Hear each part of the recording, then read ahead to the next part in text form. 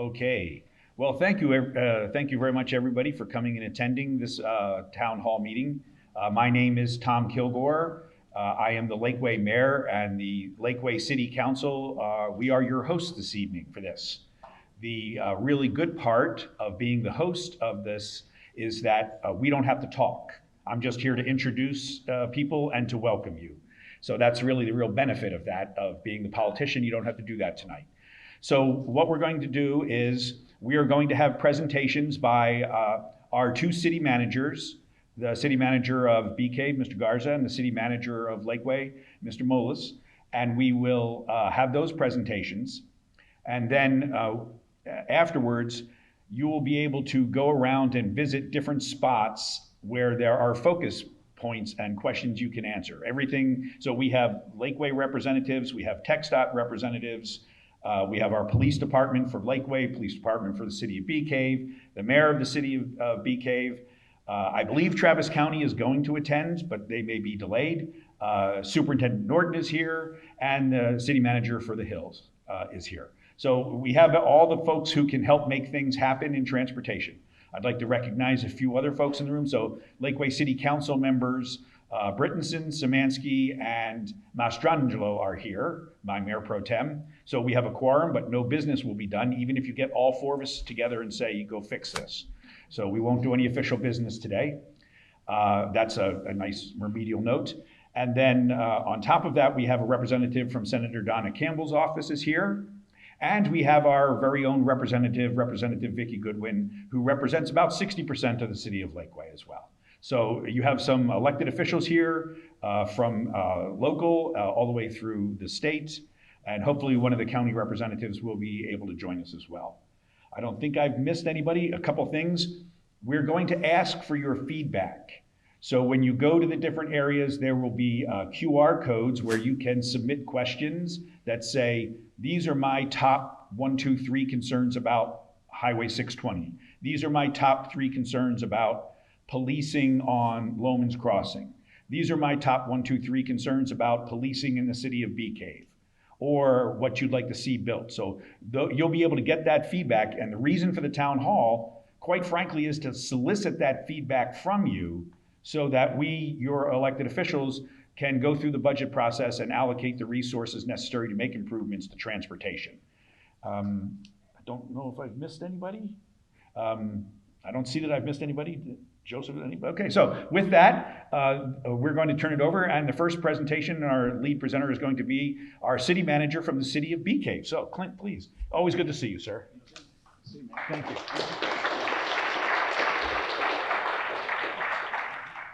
Good evening, everyone. This is actually a really great turnout for a summer day in Central Texas. Thank you all for being here. To Mayor Kilgore's point, I really do like the format of the room. It plays to my strength specifically because normally I don't have prepared remarks. Anyone of you who've seen me present before, I like to wing it and answer questions. I won't take any up here, but I would encourage you all to work your way around the table. And if you don't get heard, make sure that you turn in the comment cards just to drive that point home. All right, I need to move around. So in the city of Bee Cave, one of the things that some of you may have seen if you pay attention at all to our social media page is recent updates to the thoroughfare plan. Without boring you with the details of how roads are built and all of those things, because we'll get into that later, this is our adopted thoroughfare plan. Now, you know that we have 4 state roads that run through the city of Bee Cave. Bee Caves Road, Hamilton Pool Road, 620 and 71. Our most heavily traveled road is Highway 71 right through town. We get about 50,000 trips per day, and one of the number one complaints that I get, and probably the impetus for this meeting, is the amount of traffic. One of the things that we do locally, obviously we partner with the guys at TxDOT and have a great relationship with the folks at the table behind me. One of the things that we do locally is a thoroughfare plan to try to provide alternate routes. Some things that I'll highlight now for you all, hopefully that will be thought-provoking enough for you to ask questions at the table. As some additional improvements that we're talking about in specificity. This is the Bella Colinas neighborhood here. Here's Stop and Head West, 71 out towards some of Lakeway's jurisdiction this way. One of the most recent changes was to adopt a Hamilton Pool Road realignment at Hamilton Pool and 71, and then actually make an east-west, or a west to east in this case, connection. It's about a $10 million project if I was to be able to start the project today. But make that connection so that we could reduce trips, local trips, and take them off 71. The guys at the state will tell you that their system is really for through trips. It's for regional traffic, and when those roads were built, that made a lot of sense. But you all have probably lived here long enough to see all of this stuff come in that came in long after you moved here. So in the city of Decatur, I think Lakeway will say something the same as our goal has been to make connections between the state roads like the Lakeway extension that council just funded a couple of months ago and this road that we're in the process of working on design. Bill Divide. Any of you traveled the new Bill Divide extension yet? Yeah. That was, Mayor King, you can nod up and down, that was over 10 years in the making. The way that that sausage was made, I think that the first time the city talked about funding it was in 2013. Superintendent Norton came in and sort of inherited the project. And there were a lot of questions about funding and coordination and cooperation. It actually took efforts from the city of BK, LTISD, and Travis County to get that road funded.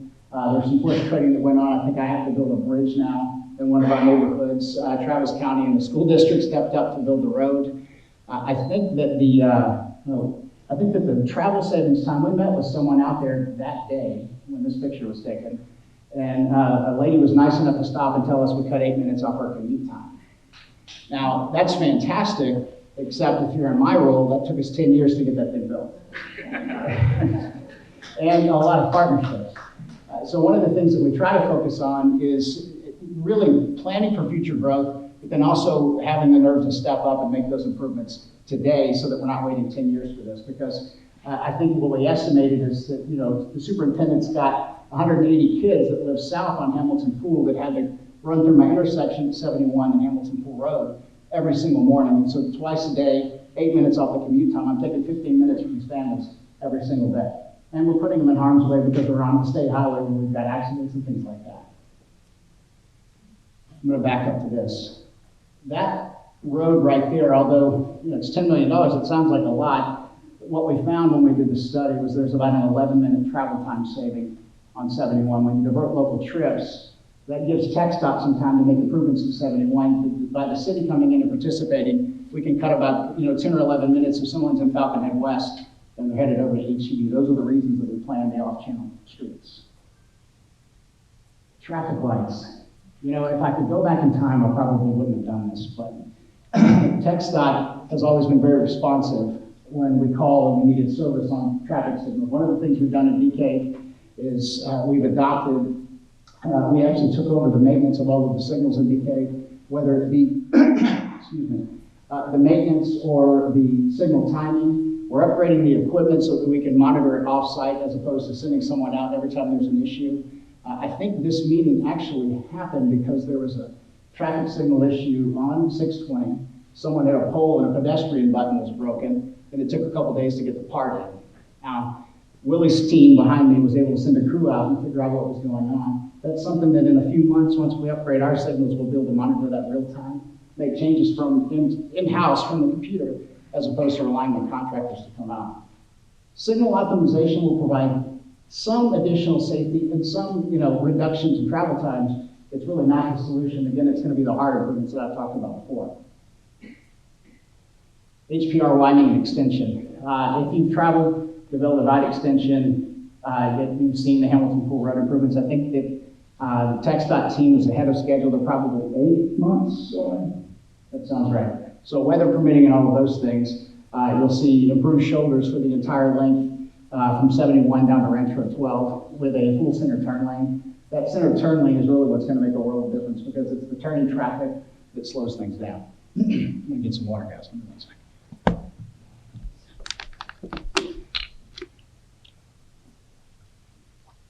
The other piece of the slide that we wanted to highlight, and this is really what gave way to this road here, that's the road I highlighted earlier, this is DK Elementary School right there. Anybody ever have any kids or have friends that have kids in that elementary school? I want to sit in that traffic in the mornings. So 2 things are happening over here. One is we're planning to realign Hamilton Pool Road and bring it up. This is not a perfect design, we haven't designed it yet, but to realign Hamilton Pool Road to bring trips that are going through to 71 over to where Twin Acres Drive is currently. That will allow Paul's group to set up queuing into the school completely off the state system, so that if you're headed through town, you just go through town, you bypass the school altogether. Kids are getting out of the car, they're not getting out on the side there, and then it just makes things flow more efficiently. One of the other things that we've done that we didn't do, but since neither of them did the microphone, the school district and TxDOT, I think, when are you starting work, Willie? This month. Okay, so this month, they're gonna put a right turn lane in, so for southbound traffic, coming from everywhere else that the district sends kids into the elementary school, there'll be a dedicated right turn lane. The district funded it, and then TxDOT was kind enough to add that to the Hamilton Pool Road improvements. And so that's actually really great news. That's miraculous for government. We don't work that fast. All right, and the last one. This should look familiar to at least one of my residents. I'm looking at my planning and zoning chair over here. This is Bee Cave, and these are really just the developments in and around Bee Cave.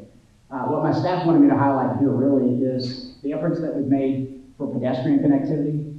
One of the things that we've been working on specifically is to complete our trail system in and around town. This is a population center here.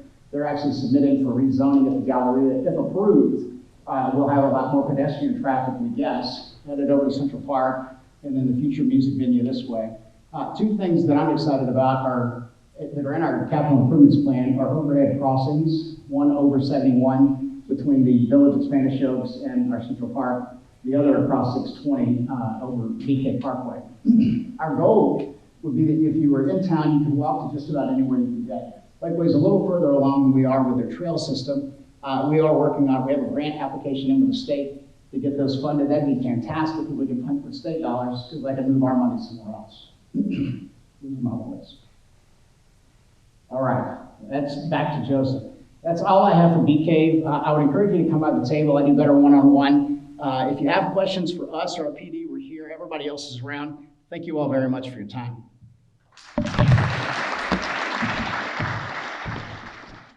All right, thank you, Clint. Now I'm going to have to move this. I'm not quite as tall as Clint is. That doesn't get said very often. Give me just a second. All right, so my name is Joseph Molise. I'm the city manager for the city of Lakeway. I want to talk a little bit about how we got here before we start getting into what we've gotten ourselves into. So that being the case, this is kind of what we're going to talk about this evening. And as everybody else has mentioned before, the format's going to be that I'll give a short presentation, and then we'll invite you, the audience, to kind of break away and talk to the various tables. And I'll be floating around the room, so anytime anybody has a question, please visit with me, and I'll be happy to talk with you. So the first thing I want to talk about is this region. It's a story that I like to tell everybody. We are a very unique part of Central Texas. We're on the western edge of Travis County. We all know that. But one of the things that sets us apart is that we're separated from the rest of society basically by water. So what I tell people is, when you think about this region, you need to think about us as an island. We're not that different than Galveston or South Padre Island in that we have water separating us from the rest of the state, from the rest of resources. Therefore, like those islands, we have two bridges, Highway 71 and 620. And when something goes wrong with those bridges, we're on our own. And as we've known in the last 2 years, sometimes something can go wrong with both of those bridges at the same time, namely ice and snow. So it's really important to realize that when we think about our region, that even though we're just, depending on traffic, 30 to 45 minutes away from, the capital of Texas, we're on our own sometimes. And especially during those emergencies, it's really important that we take traffic and connectivity very seriously in this area, because there are times when we're it. I don't have to explain to anybody that lives here that topography also plays a huge role in how we've developed and how our road networks work. We have a lot of, along the lake there are coves, and then there are a lot of hills that tend to isolate neighborhoods, they isolate roads, and so most of our neighborhoods feed directly onto larger collector roads like 620 and 71. And so like anything else, when you start putting a bunch of resources into one area, it causes congestion. So again, looking at the way the city is designed, and looking at how we live here, you can see that 90%, and this is based on our comprehensive plan in 2020, so the numbers have probably changed, especially after COVID, but essentially 90% of the people that live in the city of Lakeway leave the city for work. So we don't have a lot of industry here. We don't have computer offices or high-tech industry making their bases here. So everybody's leaving. They're crossing those bridges to get out of Lakeway and go do their jobs. Conversely, the people that work here in Lakeway, 90% of them live outside of the area. That includes the city staff that serve the community of Lakeway. A great portion of them have to commute through other communities to get here and serve us. And so that's something we need to think about, and it's kind of a segue to a different topic altogether that I don't want to get into, but please think about that when you're thinking about funding, when you're thinking about the issues we have here, is that the people that serve you, whether it's at Target or whether it's at the City Hall of the City of Lakeway, are often driving through other cities to get here and serve us. And so it's in our best interest to take care of them. It's in our best interest to make sure that they can get here easily and get around and work with us as we live our lives. And finally, the elephant in the room is that we do have schools in the area, and schools are enormous traffic generators, especially in the morning when they coincide with all the commuters coming in and out of the city. And so we have to be very strategic in working with our school district to ensure that we maintain that connectivity. And as you saw in Clint's presentation, BK is being very proactive about making sure that they have those connections, but also from Clint's perspective, government works at the speed of government. So, that project was 10 years in the making for Vail Divide. There are a lot of other things that are on the books that will be years in the making as well. So in summary, because of the way Lakeway has developed over the years, because of the topography, because of how our cities have been designed, 88% of our traffic is on residential level streets. We don't have an arterial network that is designed to carry traffic. And so when you have a wreck on a major road, you have some major issues. But more importantly, because of the way we're designed, there are several neighborhoods that feed directly onto 620. So the only way to go from your neighborhood to HEB or your neighborhood to the school is to add to the congestion of 620. So that's part of why we have the problems that we have, is that internally we have an issue because we have to get onto those main roads to go where we're going and get back off. Externally, as Clint alluded to, we have a lot of through traffic that comes through the area as well. And so that's what I want to talk about, is our actual traffic and the conditions that we have and how those conditions can lead to accidents in the region. So this map here is really interesting. It talks about traffic counts along 620 and along 71. As Clint mentioned, 71 is approaching 50,000 trips a day. 620 is over 50,000 trips a day. But as you look at the map in particular at 620, you can see that the traffic increases as you approach the 71 intersection, but then it drops off again. So what's happening is a large sample of traffic is hitting BK Parkway and heading east-west. And so 620 is being used as an east-west connector, even though it's a north-south road. The other thing you can see is that from about this point to here, that's Lakeway traffic. So you've got 40,000 people building up from Steiner Ranch and coming through, but then you jump almost 10,000 people till you get to this section. So those are the Lakeway citizens that are getting on 620 contributing to that. And then again, on 71, you see the increase as you approach, and again, as you hit BK Parkway, it starts to drop down again before you get to the intersection. So BK Parkway is a very heavily used street, but you can see what our traffic patterns look like. That traffic pattern doesn't necessarily match the collision patterns along 620. What this map is showing you is that the collisions almost double when you get to the core of Lakeway. So this area right here is essentially the area between HEB and the high school. And that has nearly double the amount of collisions as the other sections over there. And that's also the area in Lakeway that's growing the fastest. So we've got a very inherent and intrinsic interest in trying to do something to mitigate those circumstances. It's also interesting to note that Loman's Crossing and 620 has the highest rate of collisions of any portion of 620 all the way to 183. So the way they like to talk about I-35 in Austin being the highway of death and the most dangerous segment of I-35, this section of 620 is the most dangerous segment of 620 all the way to 183, right through the middle of Lakeway. So again, it's really important that we start thinking about how to address that and what we can do to mitigate those circumstances. This is Flint Rock Road, which is another major issue in the Lakeway area. It's got a very unique situation because it enters and leaves the city limits at least 4 times.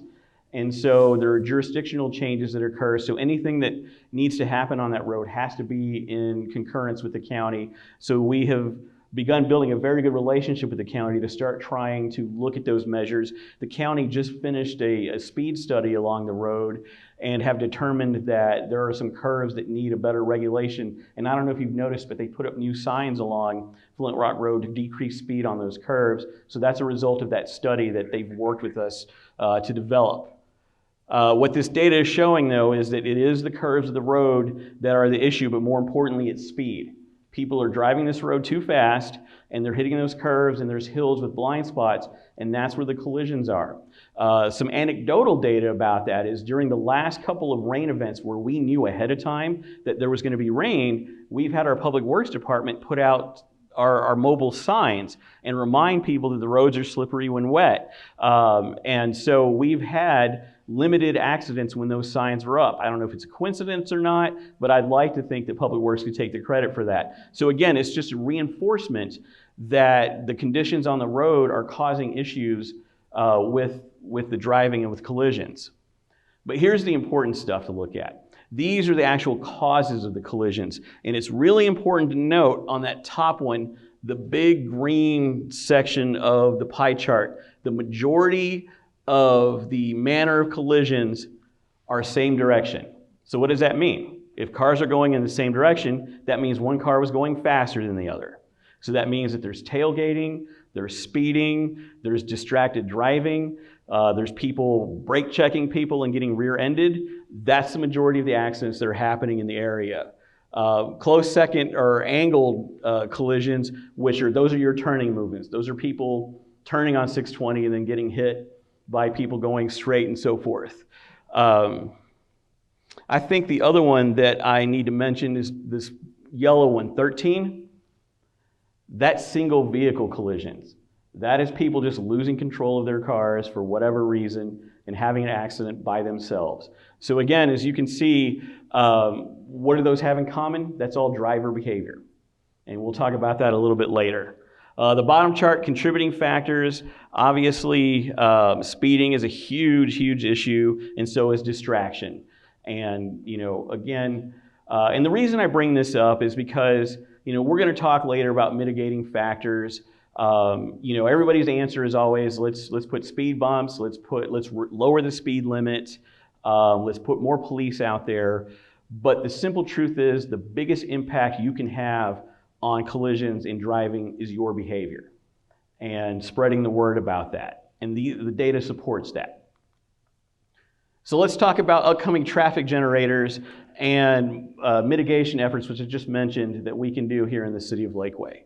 So, as our city has developed out, we still have a core that has yet to be developed that's under development now. If you've driven here, you probably saw where Main Street is going to be extended. You can see the construction work. So this is what we've been calling the city center.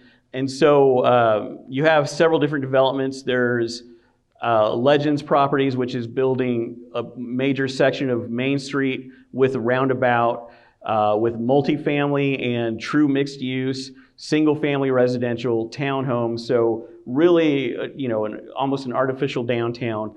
Below them, you have Stratus building an apartment complex that's going to finish up Main Street and connect it to 620. This area will be a city park, so we anticipate there'll be some traffic generation there, because it'll be a true central park where we can have large gatherings of our citizens.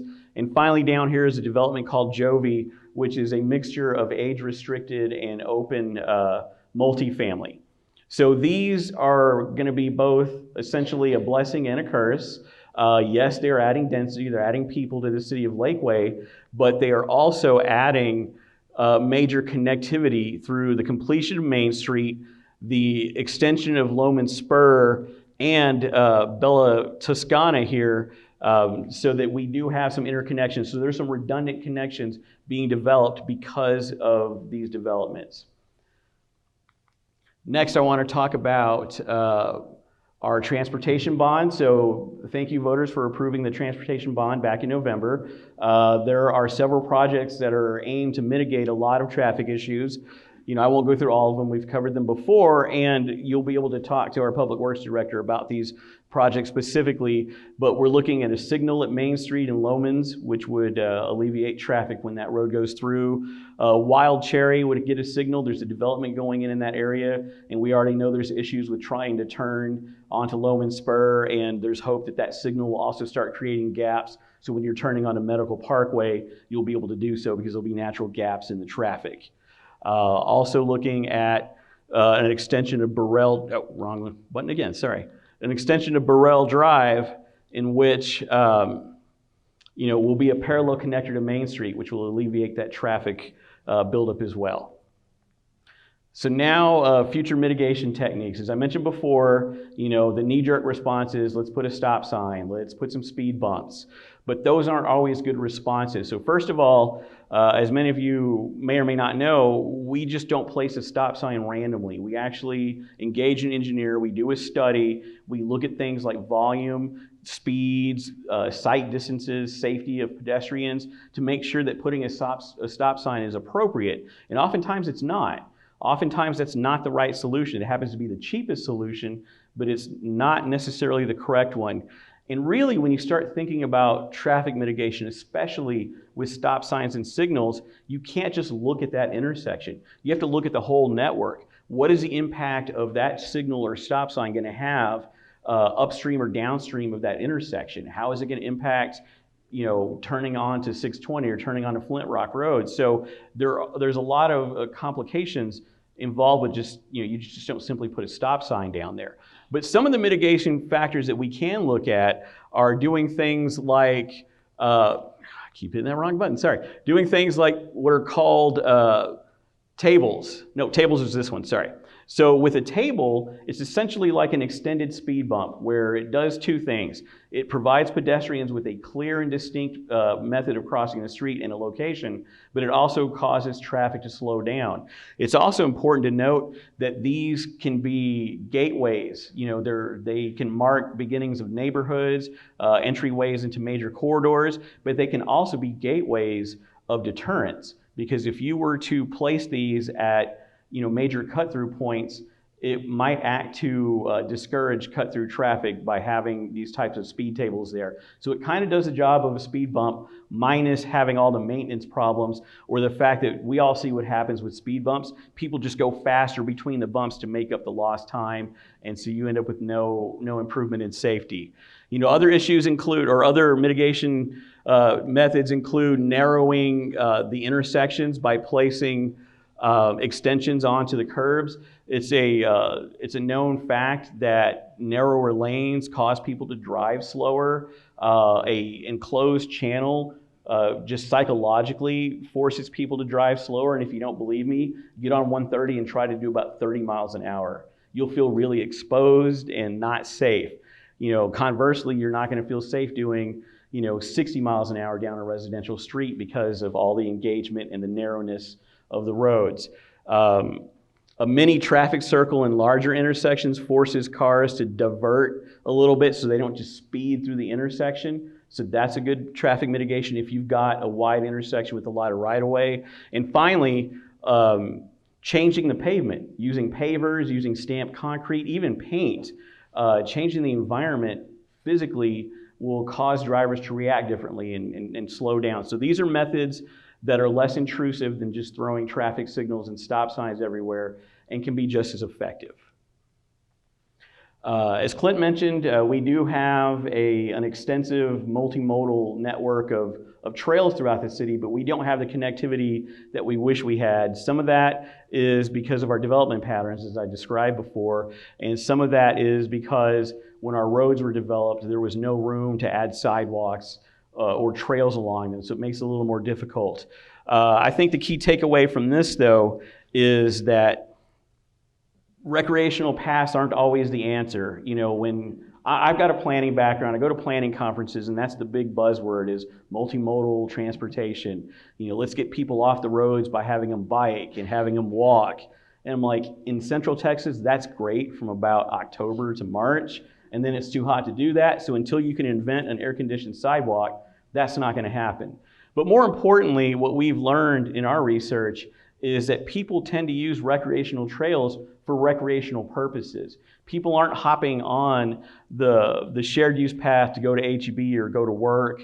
So, you know, we just need to be realistic about what we're trying to accomplish when we build these trails. But there is a very real need for recreational connectivity. There's a very real need to be able to walk all the way from the resort and Lakeway to Central Park and Bee Cave. You know, that's one of those things that we are looking at in the future is not only completing our trails, but having a regional process where we can work with our partners and keep going. So it's definitely not something that we're not looking at, but I'm just trying to be realistic about its mitigating effect on traffic. You know, until you get mass transit or some other means of moving people around, multimodal is not a realistic option here. Again, think about the island. If you ignored everything I said tonight, these are the key takeaways that I'd like you to think about. One is that, you know, the crash data on 620 is significantly higher in Lakeway. So there is something inherently going on. The road doesn't change designs when it gets from Anderson Mill to Lakeway, so it's got to be some other factor that we've already kind of discussed. Topography, the history of this area, our limited networks is what led to a lot of the traffic issues that we have. It's great to live on a cul-de-sac, but when you have a whole neighborhood of cul-de-sacs, you're dumping traffic onto one road. And then that one road becomes really crowded, especially when that's the only way in and out of your neighborhood, because that one road, you know, I'm looking at you, Dave Drive, goes to 620, and that's the only way for 5 neighborhoods to do that. The big one, and I forgot to highlight this, but it's really the contributing factor for this is driver behavior. That's the main safety issue, and that's the main takeaway from tonight. Traffic calming is available, but it requires a systemic approach. Like I said, just randomly adding stop signs or stoplights isn't the answer. You've got to look at the whole system. And finally, if you want true multimodal, you need networks. You need the connectivity. You need multiple ways of doing it. We need air-conditioned sidewalks. So to sum up, like I said, the major point is don't drive angry. If you can spread that message to everybody, we'd solve half the traffic problems in this region. Thank you so much for your time. I'm going to pass this off to the individual sections now. So just as a reminder, I won't be answering questions up here, but I will be walking around. I'll be happy to talk to anybody. So the way we've got it set it up is we have the school district over there with Superintendent Norton. We have the city manager of the Hills. Travis County hasn't shown up yet. Maybe they'll show up to talk about Flint Rock Road. If not, I'll go hang out over there. Oh, they're trapped on 620, right. The mayor of Bee Cave, Ms. King, is over at the Bee Cave table. The chief of police for Bee Cave is there, so they'll be happy to talk to you about Bee Cave issues. If you want to talk about Lakeway issues, you have our police department.